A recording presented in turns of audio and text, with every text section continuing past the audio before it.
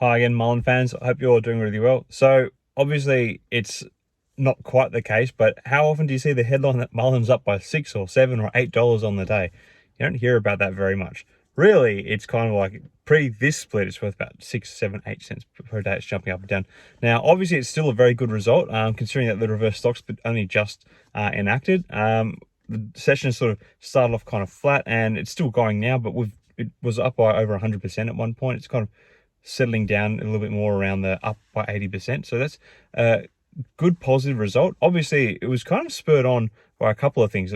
The biggest thing being, I think the company actually dropped some positive PR at the right time, saying that they made some further van deliveries.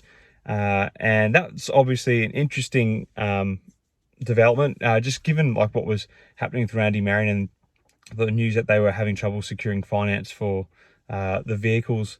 But maybe that's, maybe they've made some headway there, and that's why they've been able to make those deliveries. They did say that they were close, so that was positive. Also, what you're seeing like these erratic movements in the stock because the liquidity is so low, so it does jump around a lot more. That's why it was up by $8, and then a few minutes later it was only up by about $6 and $7, and just bouncing around a bit. That's a stock with low liquidity, really low liquidity.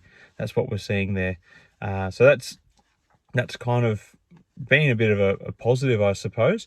A lot of people would probably say, and it's probably a fair enough comment, that before the reverse stock split, a lot of the stock perhaps was oversold. The fact they got down to below 8 cents per share at one point, it was really suppressed. And now when you add that reduced liquidity, the positive PR from the company, we do see a bit of a skyrocketing jump.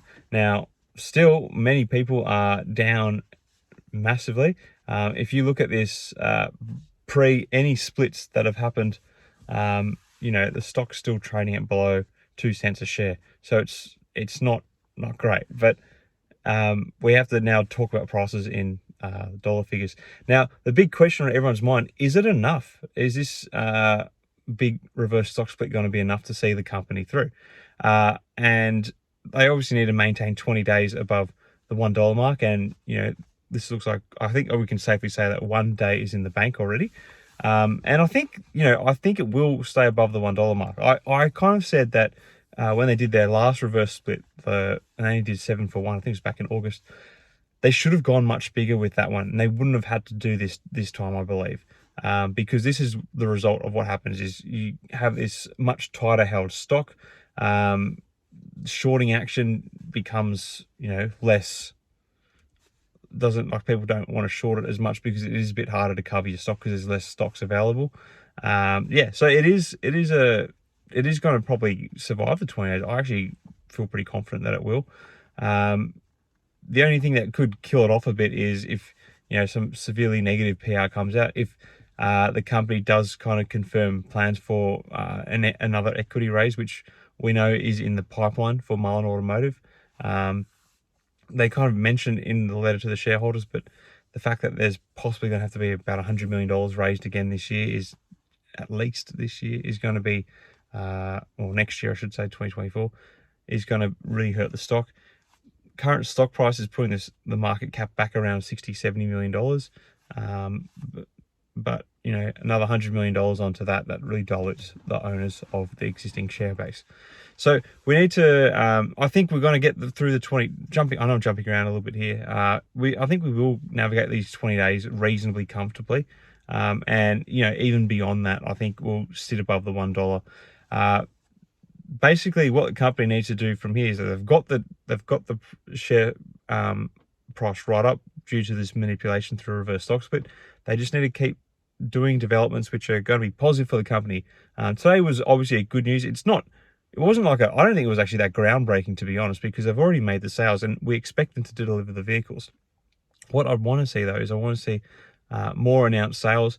Whether that means Randy Marion still needs to get there and tied up a bit better, we just need to see more developments there, things that are positive and have an impact on the finances of the company.